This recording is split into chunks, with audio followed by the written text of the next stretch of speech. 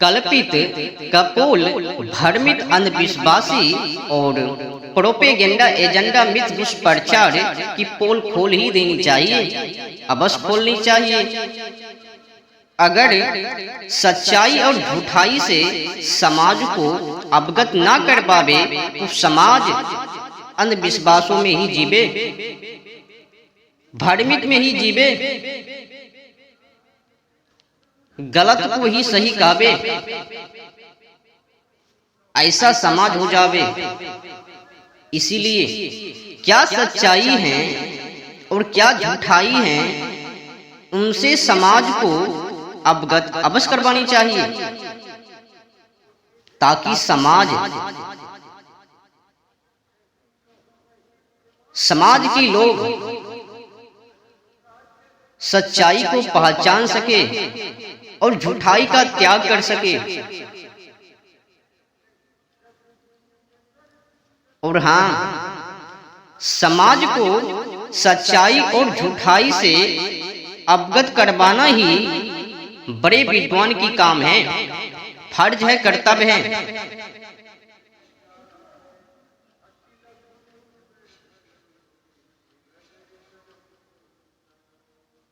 और हाँ, एक विशेष सूचना और देने के लिए मैं चाहता हूं, जो भी कल्पित बातें हैं उनका भंडाफोड़, पर्दाफाश अवश्य करनी चाहिए। और क्या झूठाई है और क्या सच्चाई है उनकी भी खंडन मुंडन और आगे बढ़ने से पहले अब मूसा जी ने व्यवस्था के बारे में क्या कहा सुनाया, आगे बढ़ने से पहले उनकी व्यवस्था के बारे में उसने क्या जानकारी दिया और सुन लीजिए। क्योंकि जहां वाचा बांधी गई है, वहां वाचा बांधने वाले की मृत्यु का समझ लेना भी अवश्य है। क्योंकि ऐसी वाचा मरने पर पक्की होती है, और जब तक वाचा बांधने वाला जीवित रहता है तब तक वाचा काम की नहीं होती। इसीलिए पहली वाचा भी बिना लहू के नहीं बांधी गई। समझ में आ रही है? क्योंकि जब मूसा सब लोगों को व्यवस्था की हर एक आज्ञा सुना चुका तो उसने बछड़ों और बकरों का लोहू लेकर पानी और लाल ऊन और जूफा के साथ उस पुस्तक पर और सब लोगों पर छिड़क दिया। बताओ, छिड़कना भी तो बेचारे बछड़ों और बकरों का। आज मैं मूसा जी की खबर अच्छी से आगे बढ़ता हूं, तो छिड़क दिया और कहा कि यह उस वाचा का लहू है जिसकी आज्ञा परमेश्वर ने तुम्हारे के लिए दी है। छिड़का खुद और ढेस लगा दिया परम पिता परमेश्वर के ऊपर। और इसी रीति से उसने तंबू और सेवा के सारे सामान पर लोहू छिड़का और व्यवस्था के अनुसार प्राय सब वस्तुएं लोहू के द्वारा शुद्ध की जाती हैं और बिना लोहू बहाए क्षमा नहीं होती।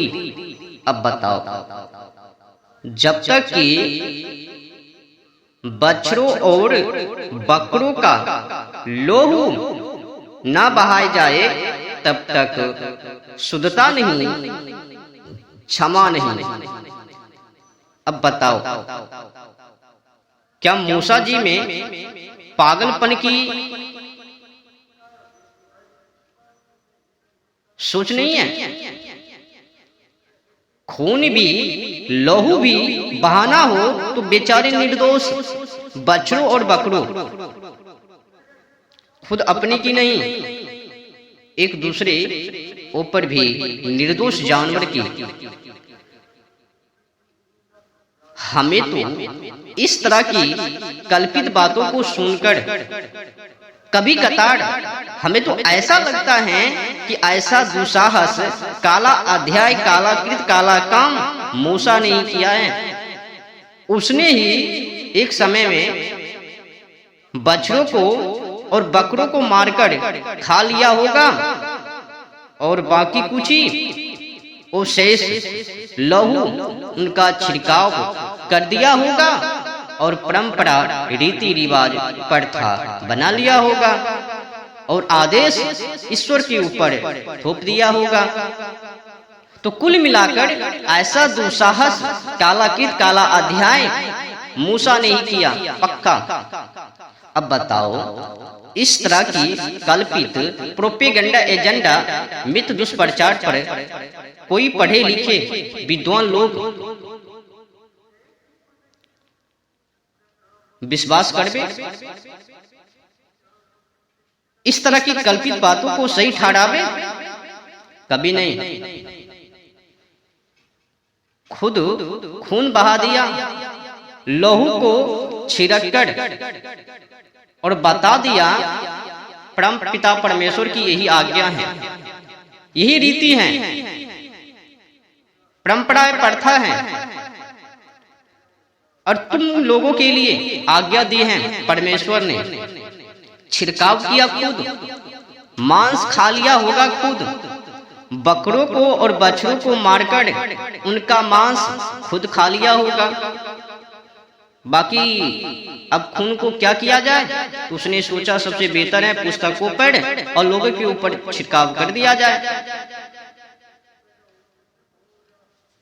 इस तरह की ढोंगी काम उनमें है। अब बताओ, क्या ये सही है?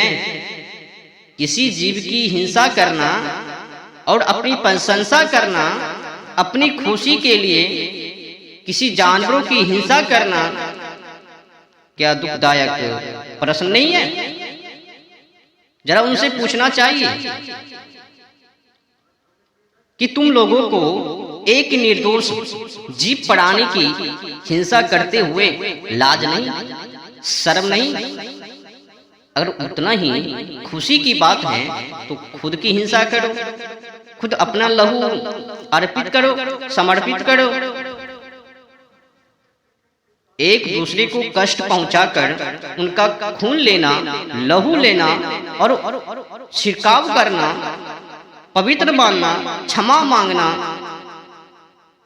ये तो पागलपन की बात है, मूसा जी की बनावटी बात है।